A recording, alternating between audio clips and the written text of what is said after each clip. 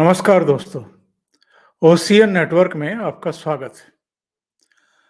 उद्धव ठाकरे के बारे में शरद पवार ने अपनी आत्मकथा पार्ट 2 में जो लिखा है, उससे तो ऐसा प्रतीत होता है कि वो उद्धव ठाकरे को अनुभवहीन भी समझते हैं। अनुभवहीन मतलब नासमझ, चीज़ों के बारे में उनकी कोई समझ नहीं है। अक्षम भी मानते हैं। अक्षम इसलिए कि वो शिवसेना के भीतर जो बगावत हो रही थी, जो कलह थी, जो अशांति थी, उससे निपटने में पूरी तरीके से नाकाम सिद्ध हुए। और इसके अलावा भी उन्होंने पता नहीं उद्धव ठाकरे के बारे में क्या-क्या कह दिया। मसलन उन्होंने कहा कि बाला साहब ठाकरे के साथ सहज भाव से मैं बात कर पाता था, लेकिन उद्धव से बात करने में सहजता नहीं।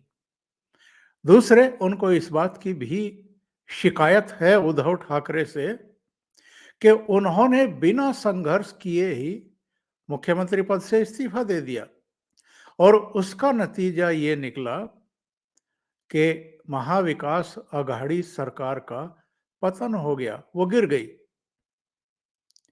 तो शरद पवार का कहना ये है कि अगर वो एमवीए की सरकार थी, यानी कांग्रेस, एनसीपी और शिवसेना से मिलकर के बनी थी, तो उद्धव ठाकरे को अकेले फैसला लेने का कोई हक नहीं था कि अकेले उन्होंने फैसला लिया और बिना संघर्ष किए, बिना हम लोगों से बात किए मुख्यमंत्री पद से इस्तीफा दे दिया।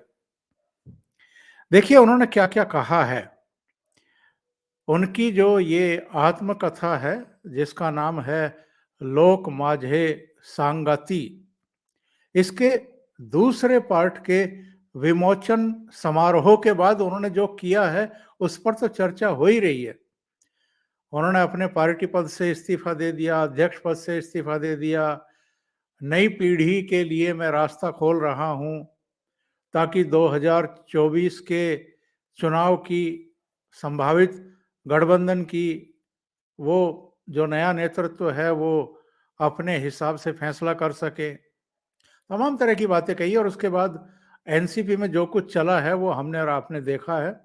वो पूरा ड्रामा चल रहा है और शाम होते-होते संकेत मिल गए कि शरद पवार शायद इस्तीफा वापस नहीं लेंगे और अगर इस्तीफा वापस नहीं लिया उन्होंने, तो फिर वो अपनी बेटी सुप्रिया सुले को पार्टी की कमान सौंप सकते हैं। हालांकि एक 15 सदस्यीय कमेटी का भी गठन हुआ है, जिसमें सुप्रिया सुले भी है, अजित पवार भी है, छगन भुजबल से लेकर के जयंत पाटिल, प्रफुल्ल पटेल, बहुत सारे नेता हैं। और उसको ये दायित्व सौंपा है शरद पवार ने उस कमेटी को कि वो नए अध्यक्ष के बारे में फैसला करे। सब जानते हैं कि शरद पवार के दिल में एक्चुअल में चल क्या रहा है और पिछले कुछ समय से एनसीपी के भीतर जो कलह चल रही थी, भारतीय जनता पार्टी के साथ जाएं कि नहीं जाएं, इसको लेकर के जो दो धड़े बन गए हैं, उसमें कहीं ना कहीं शरद पवार असहज महसूस कर रहे थे।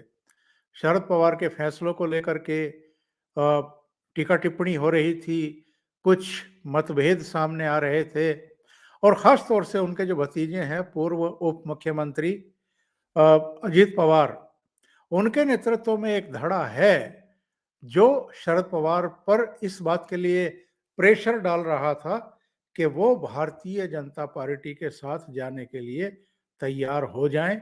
2024 का चुनाव वो भारतीय जनता पार्टी के साथ मिल करके लड़ना चाहते हैं महाराष्ट्र में। शरद पवार ऐसा नहीं चाहते हैं।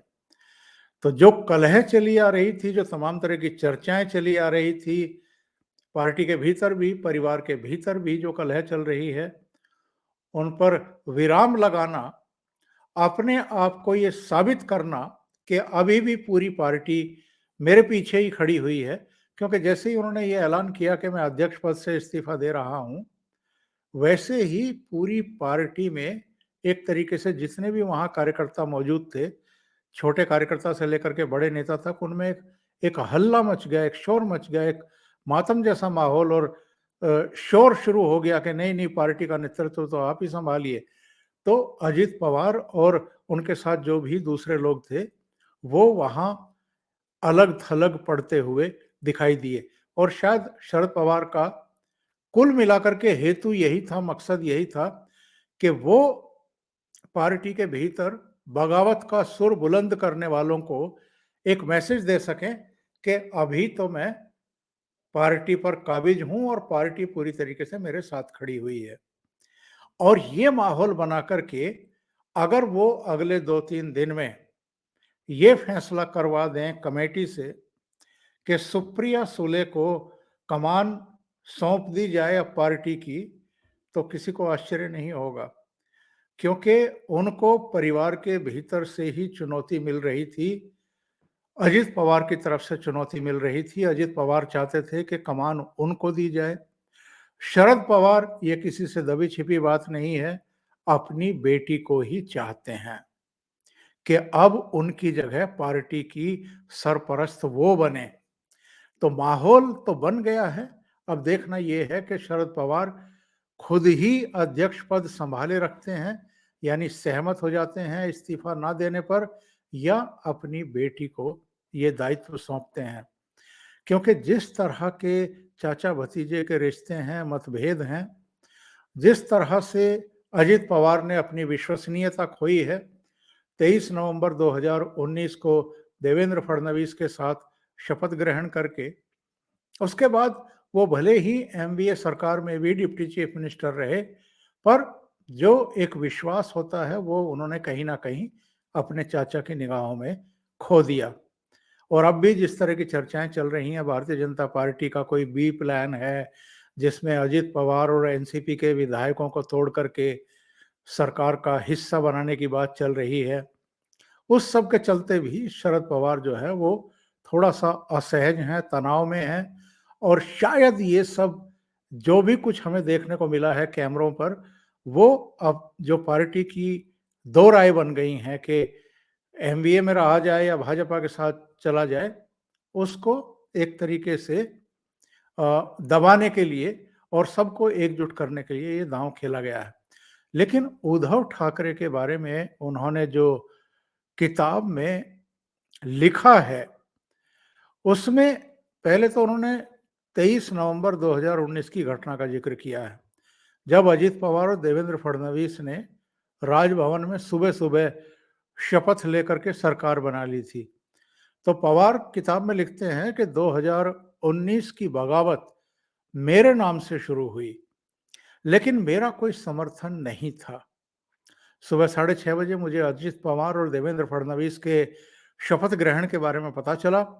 शरद पवार ने किताब में ये भी लिखा कि बिना संघर्ष किए उद्धव ठाकरे के इस्तीफे ने महाविकास अघाड़ी की सत्ता को खत्म कर दिया। जून 2022 में, जब शिवसेना के भीतर बगावत हो गई थी और 55 में से 40 एमएलए टूट करके एकनाथ शिंदे के नेतृत्व में कांग्रेस भारतीय जनता पार्टी की तरफ चले गए थे। इन्होंने और क्या लिखा है? किताब में शरद पवार ने कहा कि बीजेपी और शिवसेना के बीच बढ़ती दूरियां हमारे लिए अच्छा संकेत है। कहा जाता है कि विधानसभा में नेता प्रतिपक्ष अजित पवार को बरगलाया गया है। इस किताब में इन्होंने ये भी लिखा है कि केंद्र सरकार और राजभवन ने महाविकास अघाड़ी को सत्ता से हटाने की साजिश रची, और किताब में ये कहीं ना कहीं उद्धव ठाकरे से भी नाराज दिखाई देते हैं। इन्होंने क्या लिखा है? इन्होंने ये लिखा है कि बिना हमसे बात किए उद्धव ठाकरे ने इस्तीफा दिया, जिसकी वजह से एमवीए की सरकार गिर गई। उन्होंने ये भी लिखा है कि जिस सहजता के साथ बाला साहब ठाकरे के साथ बातचीत होती थी, वो उद्धव से बात करते वक्त कमी महसूस होती है। सरकार बनने के कुछ समय बाद उद्धव के बीमार होने का भी उन्होंने जिक्र किया और कहा कि उन्हें हेल्थ कंडीशन की वजह से दिक्कतों का सामना करना पड़ा, अपने डॉक्टर के शेड्यूल के बीच कामकाज देखने पड़े। और इन्होंने ये भी लिखा है कि हमें बिल्कुल भी इस बात का एहसास नहीं था कि सरकार बनने के बाद शिवसेना के भीतर बगावत हो जाएगी। उनका कहना है कि उद्धव ठाकरे शिवसेना के भीतर की बगावत को खत्म करने में नाकाम रहे। यानी जो अशांति थी, जो असंतोष था, जो नाराजगी थी, उसको खत्म करने में उद्धव ठाकरे असफल रहे। यानी वो उनका नेतृत्व जो है इतना सक्षम नहीं है, या दूसरे शब्दों में कहें तो वो एक तरीके से उद्धव ठाकरे को अक्षम मानते हैं संगठन के मामले में। संगठन में अगर बगावत हो रही थी, लोग विरोध कर रहे थे, विद्रोह पर आमादा थे, तो ऐसे में उन्हें उस विद्रोह को, उस असंतोष को दबाना चाहिए था। अनुभवहीनता के चलते उनको इतना अनुभव नहीं था, ना सरकार का और ना ही संगठन चलाने का, इसलिए वो उस असंतोष को दबा नहीं सके। नतीजा ये हुआ कि शिवसेना बिखर गई। बड़ा धड़ा जो है वो टूट करके एकनाथ शिंदे के नेतृत्व में भारतीय जनता पार्टी की तरफ चला गया और सरकार भी हाथ से निकल गई। तो उद्धव ठाकरे के बारे में ऐसी खरी-खरी बातें शरद पवार ने अपनी किताब में लिखी हैं। अभी के लिए इतना ही। बहुत-बहुत धन्यवाद। अगर आपको ये चैनल और इसके कंटेंट पसंद आ रहे हैं, तो लाइक करें, कमेंट करें, वीडियो को शेयर भी करें। अभी तक अगर आपने ये चैनल सब्सक्राइब नहीं किया है, तो सब्सक्राइब कर लें और साथ में लगे बेल आइकॉन को दबा दें, ताकि आगे आने वाले वीडियो और उनके नोटिफिकेशन आप तक पहुंचते रहें। बहुत-बहुत धन्यवाद। नमस्कार।